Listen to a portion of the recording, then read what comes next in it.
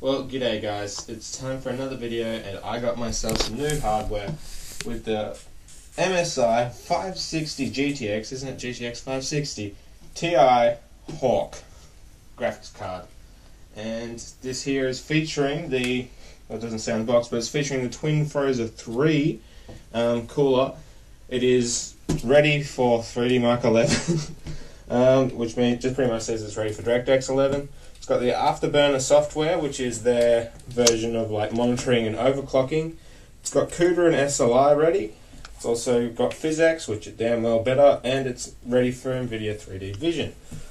If we open up this flap on the box, we get our first look at the card there, which is very nice. It has information about Afterburner with triple over voltage. It's got A+1 phase PWM design, which as you can see, it's they're claiming that it's a lot better. It's got the cool and quiet cooler on it, which is, this is talking about the P/S switch, which has got dual fan speed profiles for performance and silence, so you can change the profile. It's got voltage checkpoints, so you can check it if you're doing some extreme overclocking, check the voltages yourself. This is just some of their high quality chips and what are they called, capacitors and such. And some more stuff about all that, the military class 2 components, I could have just read that. And down there it's explaining the cooler, where it's got propeller blades, as you can see just here, how their shape should get more airflow over the actual thing. It's got a higher density heatsink, yes it does, which should let it dissipate more heat. Nickel plated copper base, which does transfer more heat, multiple heat pipes, as well as 2 super pipes we'll have a look at when we get it open. Direct contact design, which pretty much all heatsinks are designed like that.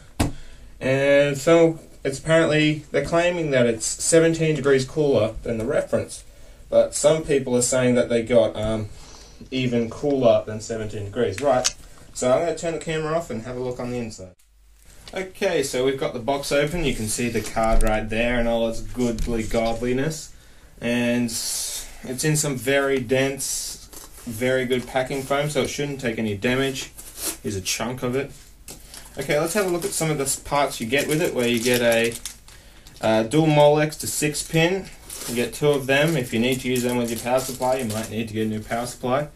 These are for the V checkpoints. You plug your plug this into the graphics card, and then you chuck your voltage meter into there, multimeter or whatever it's called. I forget. Oh, that one's coming out. And I think there's some more underneath the card, because there should be a book. Yep, I'll put the card over there. And in here we have a VGA to, a DVI to VGA converter. Don't use that. A Mini HDMI, as it supposedly says on the box, to HDMI. I sort of did on that twin Frozr 2, it said Mimi instead of Mini. Here's the driver's CD. I'll probably be downloading the latest, like a boss. Here is a quick install guide, which is,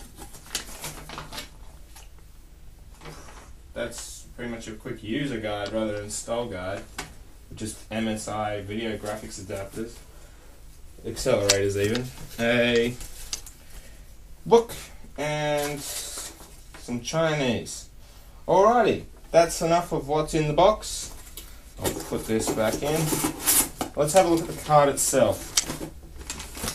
It's in a very fashionable anti-static bag. We'll get this anti-static bag open.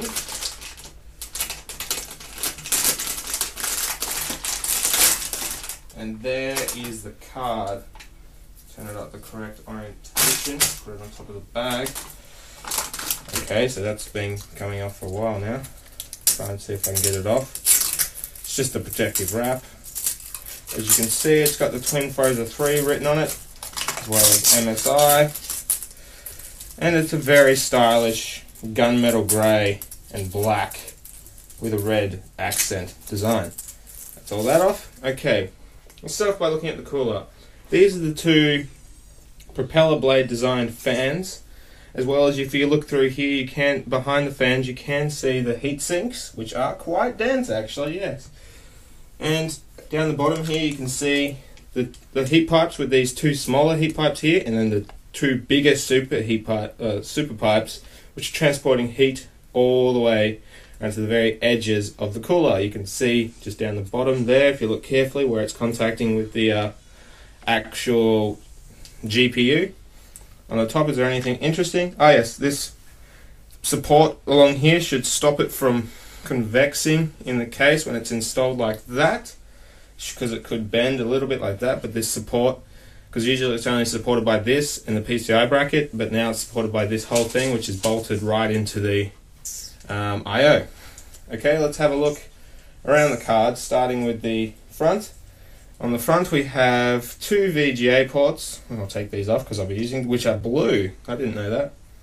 Blue, fascinating. And it's also got this external cooling exhaust with MSI written into it. Most of the air won't be coming out of there. Most of the air will probably be coming out the bottom or at the back here. So we'll be exhausting into the case. Okay. The bottom we have your standard PCI Express 16 times slot. If I can get the protective cover off. And it's on there. That's off. Up the top here we have an SLI slot, as well as a switch, which will probably be for the fan speeds, or maybe dual BIOS, I'm not sure. As well as the, pretty sure that's for the VRMs there, like the voltage checkpoints, whatever they're called. I don't know why I call them VRMs. On the back you can see it's got a very nice black PCB, which will definitely suit the inside of my case, where it's all black pretty much. And that's about all I can show you on the card. Besides what I wanted to check before, my 260 only just fit in the case where it was touching the hard drive cages. Here it is right here with the Gigabyte super overclock, and compare it in size to this. Wow, that is a very compact, powerful card. So I'm quite happy about that size. It is only 9 inches where this is 11. So it should be able to fit into more cases. Okay, I'm now going to play with this. Thanks for watching, guys.